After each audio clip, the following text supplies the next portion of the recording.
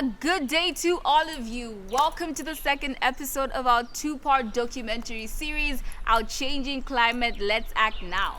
Now, if you remember in our last episode, 3 young people from Zimbabwe, Zambia, and Malawi took us on a make-believe trip into the future to show us how much better our world would be if we act now to slow climate change. We traveled into the year 2061 to see how environments across Southern Africa can regenerate and how our countries can be world leaders in using sustainable energy sources like sun, wind, and biogas to power up our economies. The good news is that people across Southern Africa are implementing exciting projects that protect our planet, and they are willing to share their experience with us. Please join me as I take you on a trip to visit 5 groundbreaking projects in Malawi, Zambia, and Zimbabwe. Let's see what we can learn. We start our trip in Zimbabwe, where we visit Lake Chivero outside the capital city, Harare. Lake Chivero is a large man-made lake, which is a major source of water for Zimbabwe's capital, Harare. It is a wetland of international importance with over 400 bird species. Sadly, however, the lake is threatened by waste from human activity, as well as by water hyacinths, an alien plant which is recognized as the 3rd largest cause of biodiversity loss on the planet. If water hyacinths are not controlled, they block sunlight to underwater plants and can kill fish by depleting oxygen in the water. We're here to meet Bertrand Mahandu. He and his team of youth activists have taken lead in getting rid of water hyacinths and pollution. Okay guys, let's go.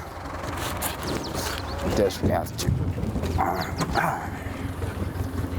Oh yeah.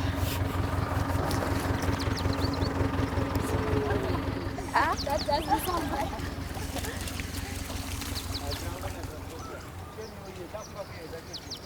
Over the years growing up, I always wanted a sense of belonging, so I started volunteering with several youth organizations into humanitarian initiatives so that I contribute to the human family, because obviously I probably had a rocky background, that's what they might say. But then with there I found more engagement and more connection with nature. I breathed it, I ate it, and it became a lifestyle. Now it's more of a purpose, trying to contribute to the human family still. And I met with other like-minded people that have motivated me and told me that I wasn't insane to be more biased towards the environment and nature. And with the platforms that I was getting, I got more responsibility to engage and help other colleagues of mine and young people to start thinking the same way I was thinking. Over the years, we have been taking this, and it's actually great fertilizer for the plants. This project can be upscaled, and we can actually begin to, supply other people with big farms with this organic manure or organic fertilizer that we would have made from this water hyacinth. Yeah. So this is one of the projects that we're going to do. We're also going to try and do briquetting. As a way of reducing deforestation as well. As an alternative source of energy. Exactly. Cooking and everything. This is an experiment that we are doing. We want to get the horse dung so that we can put it and mix it with the water hyacinth there. This actually improves the quality of our organic material, the end product itself. It becomes so good, so organic. So this is part of the process. We take the horse dung, we put it there, we mix it with the hyacinth, and I think once in a while there'll be someone who will be pouring water, making sure that the mixing process is going on well. So this is what Jean is doing. So after we fill this, we take it there. Yeah, we're so lucky that we have horses here at Kimbashiri, so this is quite easy for us. Yeah. But then for other communities, I'm sure you might use even the cows. Yeah, the cow dung can do as well. Yeah. So we then test with the vegetables that are in the garden and see which part is doing quite good, whether the hyacinth mixed with cow dung, the hyacinth mixed with horse dung, or hyacinth on its own.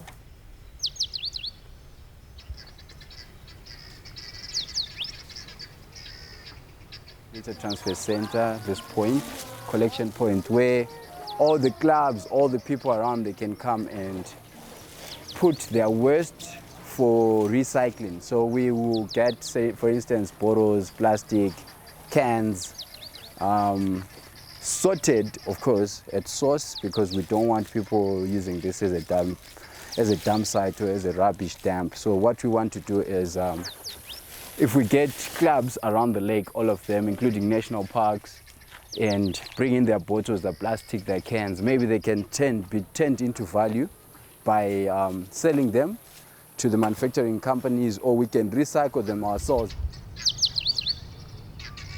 The moment we leave this here, for instance, now it's a raining season, you will notice that it gets washed away into the lake, and at times, as you can see, if you could go a little bit further, you will see bottles, nets, and these fisheries are some of the people that leave out the nets and they don't take care of their waste, you know.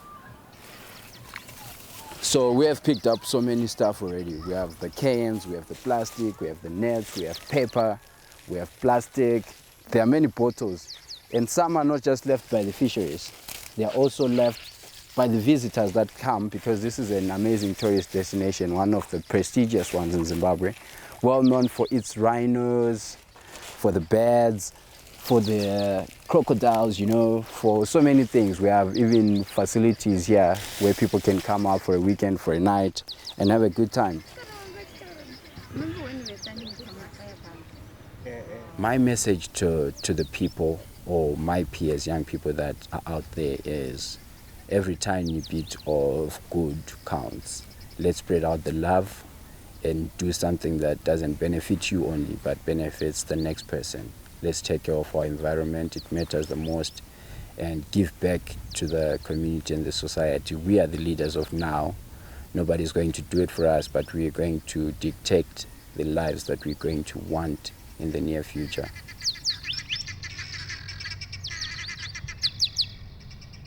From Zimbabwe, we now travel to Malawi's southern region to visit the Shire River Valley, site of Malawi's largest hydroelectric power station, which was seriously damaged by Cyclone Idai, to visit local communities which are rehabilitating forests along the riverbanks.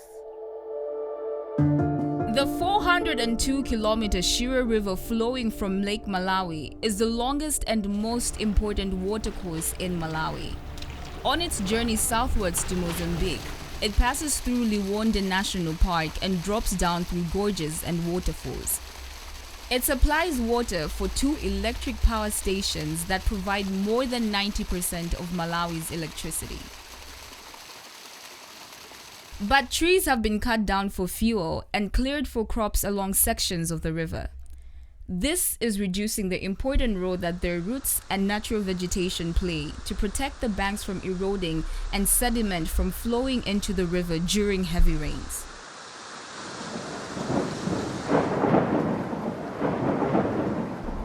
During floods, the roots also ensure that water sinks into the soil rather than flow above the ground, destroying crops and homes. This water then seeps back into the river, helping to keep it flowing during droughts. 85% of Malawi's population rely on agriculture as their main source of livelihood, and current farming practices are unsustainable for the environment or to feed a growing population. Through a project funded by the World Bank and the Catholic Development Commission of Malawi, CADACOM, tribal communities along the Shire River are now planting trees along the banks as a buffer between the river and the crops, and to prevent soil erosion. CADACOM as a non-governmental organization, but mainly as a development arm of the church, takes its belief from the fact that we are stewards. And as stewards, we have the role to protect the environment. And also in comparison with the letter that Pope Francis wrote, Laudato Si, where he's calling us all to protect the environment. We encourage afforestation in 2 ways: through the establishment of tree seedlings, where we, in collaboration with the Department of Forestry, they advise us what trees are suitable. Like here you've seen the acacia that's being planted, which is good for firewood. But also we encourage regeneration, where in areas where there are trees that have already acclimatized to the environment, we encourage that the communities just look after them, protect them, remove the grass so that they are protected from fire.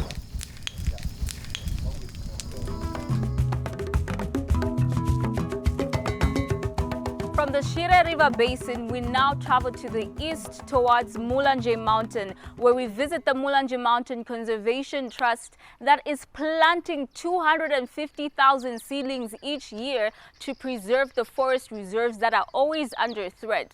Another exciting thing about this conservation trust is that they have developed an innovative cooking stove that dramatically reduces the use of firewoods. We now talk to Arnold Kadziponye, who has more to say about these stoves.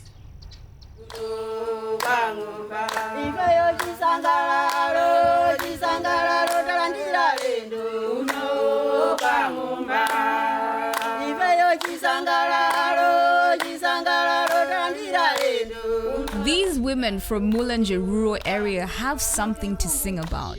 They have been shown how to make a simple, environmentally friendly cooking stove, and so their lives have changed for the better. These women were trained on the artisanal work, like the skills on how to produce the stove itself.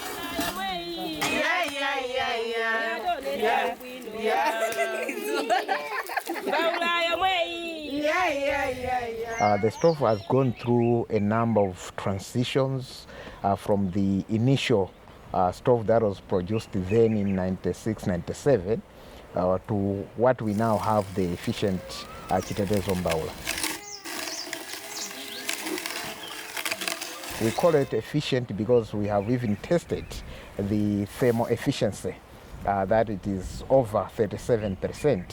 So it is able to help in reducing the amount of wood that one would use when you're cooking, as well as reduced amount of smoke. So by using the Chitetezo Mbaula, we are looking at issues to do with the respiratory illnesses that we are able to reduce with the use of Chitetezo. And it is also cheap to produce because the materials used to produce are locally found. You're talking of clay, you're talking of firewood, and the technology itself is easier to be adopted. We have managed to save on the amount of wood that is used by 50%. And the time that they are now able to save from going up looking for firewood can be invested in other productive activities. It is also reliable, it is also portable. I'm talking of reliability because it can stay about 3-4 years, host is still using, and the price is also cheap. We also look at economic benefits. That now is like something that we have managed to empower women to produce. Now they are selling. By so doing, they are generating money, income into their households. Over 96% of Malawians do use firewood, and most of them they rely on going into forest reserves. So this is one of the contributors to the environmental degradation. So by using Chitetezo Mbaula, which uses few wood, you're talking of now issues to do with conservation of the environment. If you look at our population growth versus the environment, you'd find out there's no balance. We are growing as people, and now the environment is getting degraded by the day. So this technology is one of the technologies that can help to sustain the environment because it only uses a few trees, So if we're talking of conserving the environment, I think Chitetezo Mbaula is one of the things that through enabler number 7, environmental sustainability for Malawi 2023, we are also there promoting the same.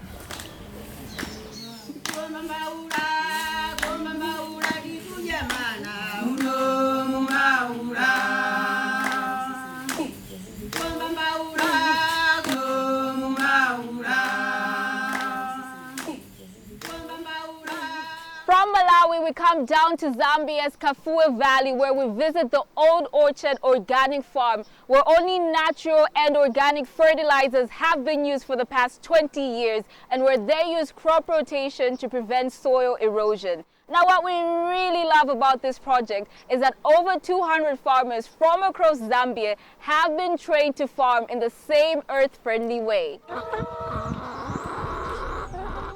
Sebastian Scott, a founder of Grassroots Trust, is a passionate believer in organic farming, not only as a viable alternative for commercial farming, but also as an economically viable, sustainable way in which small-scale farmers can produce food.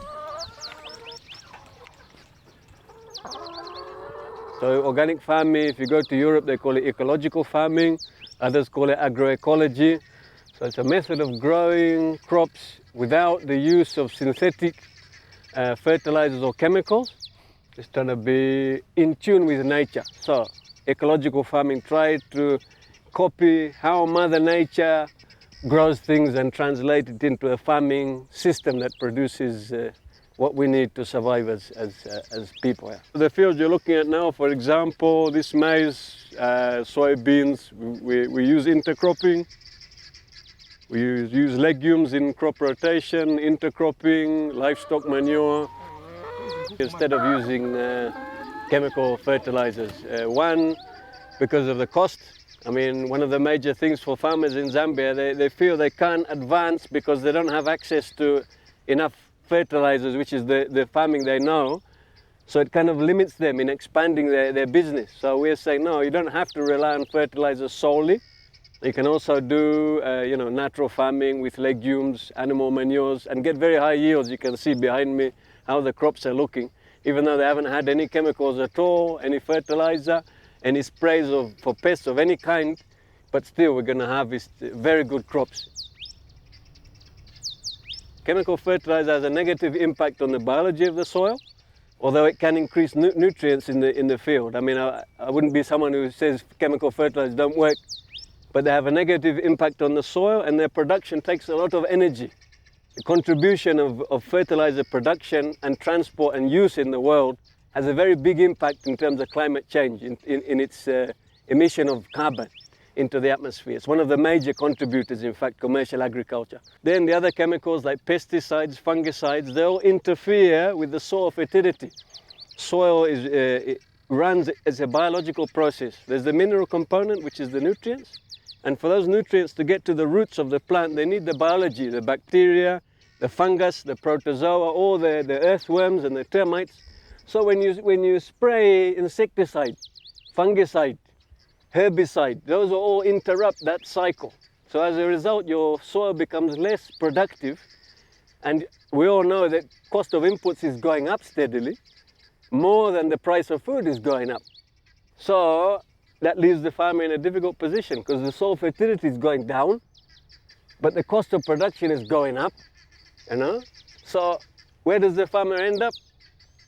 A lot of the children in the rural areas looking at their parents getting poorer and poorer every year.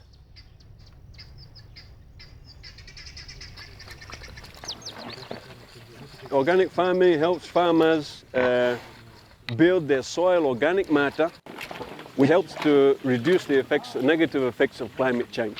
So in droughts, organic farmers do better.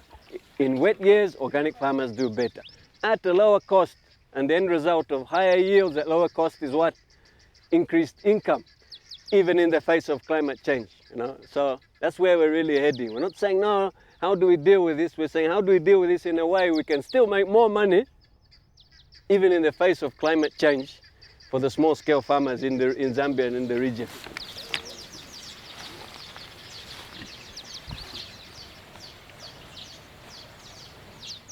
We are now in Waila Secondary School in Lilongwe, Malawi, where we are visiting school learners who are protecting their environment through the Waila Go Green project, which they initiated in 2020.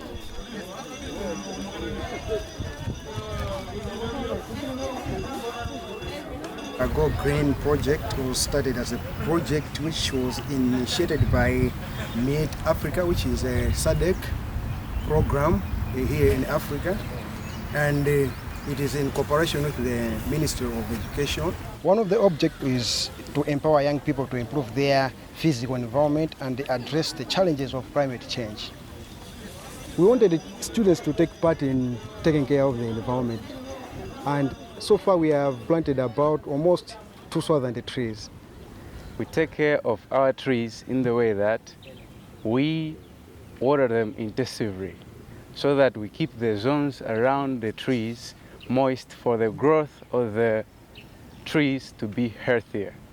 And we also dig around the trees and remove the grass, so that we reduce the competition of nutrients between the plants and the grass, so that the plants can grow healthy. And apart from that, we also add manure to increase the nutrient content of the soil from where the tree is growing, so that the trees can grow healthy. It's a good thing for a school to have beautiful flowers and for students themselves to be taking care of them. And you know, as a school, trees are important because some of the students, when they come here, it provides shades. You can look behind me, there's a woodlot there, which has been there, and sometimes during the examinations, students can go in such places and they study, and we have even elected some chairs around the trees so that the students can be there and make their study circles there. Students also take pride in keeping their school clean by depositing their litter and other rubbish into 12 bins placed around the grounds.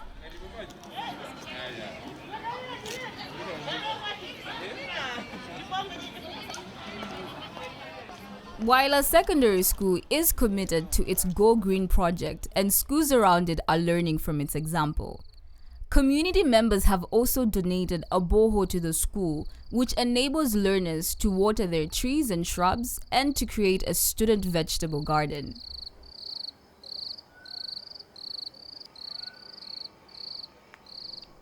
We have now come to the end of our trip to see firsthand what inspiring pioneers are doing to slow down climate change and protect our environment.